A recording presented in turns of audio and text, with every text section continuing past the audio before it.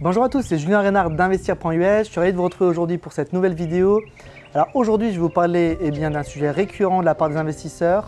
Comment obtenir le visa EB5 Grand Investisseur voie royale pour la Green Card. Vous êtes prêts? C'est parti!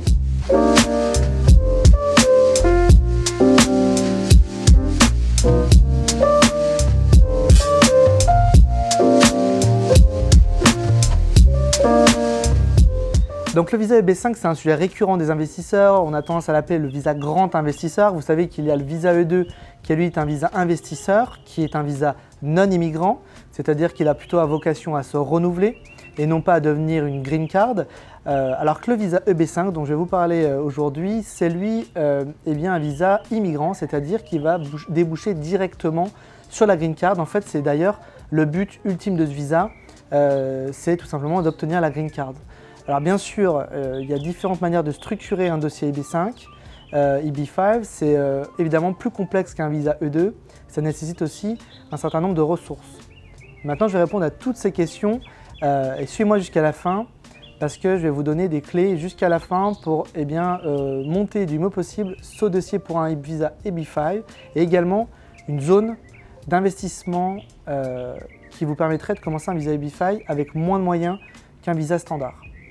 Donc le visa EB5, comme je l'ai déjà un petit peu introduit, c'est un visa qui vise tout simplement via l'investissement à obtenir une green card. Donc on investit dans un projet qui va créer des jobs, que même ces jobs, derrière, via les emplois qui sont créés, réinjectés dans la consommation des ménages et donc essayer de créer une espèce de boucle vertueuse pour l'économie américaine. C'est le but principalement de ce visa, de ce programme qui a été créé par l'administration américaine. Pour l'investisseur, le but c'est évidemment créer du revenu, mais c'est également obtenir sa green card, sa voie royale pour devenir résident permanent américain et puis derrière rapidement, si on le souhaite, pouvoir devenir de nationalité américaine et obtenir le passeport. Donc les conditions en fait sont diverses. Il y a deux types de programmes de visa EB5. Il y a le programme standard qui va nécessiter un investissement supérieur à $1 million et il y a le visa EB5 pour les qu'on appelle TEA pour les Targeted Employment Area. Et donc ce visa-là en fait vise des zones plus précises, des vises où il y a un taux de chômage qui est supérieur à la moyenne nationale, supérieur de plus de 150% à la moyenne nationale, ou alors des zones rurales. Les zones rurales, ce sont des zones où, qui ne font pas partie de ce qu'on appelle une étude quantitative de population, et donc qui sont des zones vraiment à l'extérieur des grands centres urbains, ou également dans des villes de moins de 20 000 habitants. Donc c'est ça le TEA. L'avantage du TEA, c'est que c'est un investissement qui est moins important, qui est un investissement seulement de $800 000.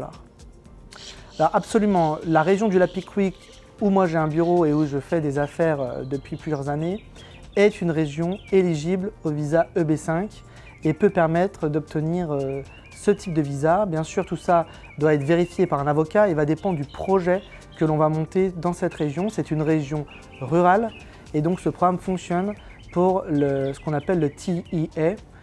C'est donc le grand avantage de ça, c'est que vous avez un investissement moindre à faire. On parle d'environ $800 000.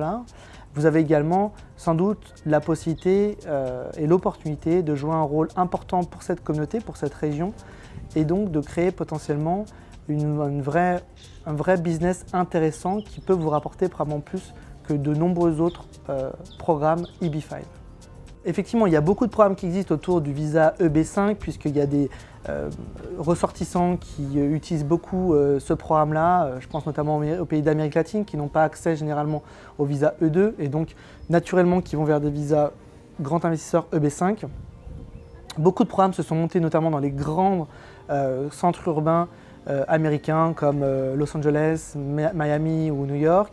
Ce sont souvent des programmes qui se développent autour d'immobilier commercial, ce qu'on appelle du mixed use, c'est-à-dire des condos, des développements, la construction de condos, d'appartements, d'immeubles d'appartements, où vous avez également du retail en fait en bas de la tour.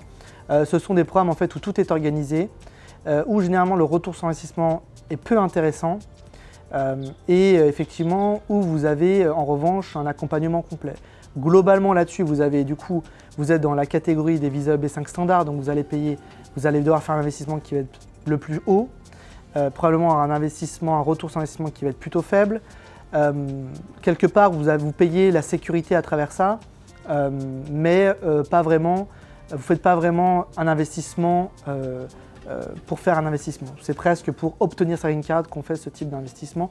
À mon sens, ce n'est pas du tout ce qui est le plus intéressant. Il y a beaucoup plus intéressant à faire, et on en parlait juste avant, notamment avec la zone du lac Pickwick, qui est une zone rurale TEA, qui permet effectivement là de monter un dossier avec une somme de départ moins importante et surtout l'opportunité d'avoir un retour sur investissement probablement supérieur, puisqu'on joue un rôle bien plus prépondérant. Alors effectivement, les visas EB5 peuvent viser directement l'investissement dans une entreprise qui va générer au moins 10 emplois et bien sûr générer du revenu, payer des taxes, c'est ce que veut voir le gouvernement américain en priorité.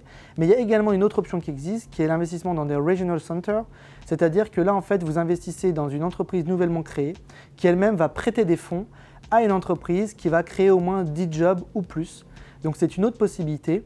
C'est un autre type de contrat qui existe et qui est très intéressant aussi parce que généralement ce sont des contrats qui sont assez sécurisés avec des rendements qui sont écrits sur contrat, avec une sortie qui est sécurisée par contrat et qui est du coup où vous avez en fait un scénario qui est complètement écrit. Après, attention avec qui vous faites votre visa EB5, attention avec quelle société vous allez contracter là-dessus parce qu'effectivement, il y a différents scénarios qui peuvent se passer.